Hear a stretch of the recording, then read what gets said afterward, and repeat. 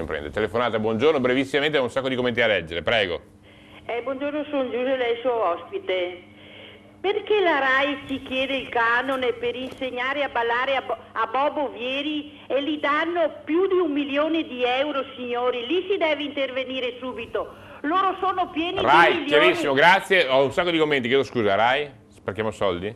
Si sprecano soldi? La RAI è partita come la televisione pubblica, forse oggi serve veramente una riforma perché deve essere messa in concorrenza con tutto il resto. Alla RAI serve un solo canale con il canone e forse anche senza pubblicità che faccia informazione, cultura, eccetera. Io credo che oggi la RAI, così come è strutturata, però è un pensiero mio personale, non ha una valenza politica, deve essere messa alla stessa stregua di tutte le altre TV.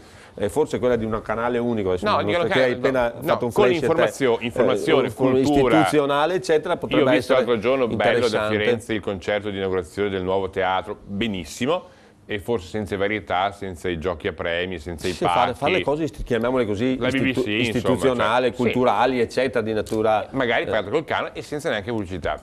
Dico a Beniamino, certi commenti non li leggo, io pretendo il rispetto da parte vostra nei confronti degli ospiti. Cristian Minchio, mamma mia che brutte persone, vabbè dai, conosco Antonio, anche se politicamente con idee diverse e non condivise, resta il fatto che è una persona che mette il rispetto, forse sicuramente, grazie, siete solo capaci di criticare quando è ora di decidere, magari domandate ad altri, ciao Antonio.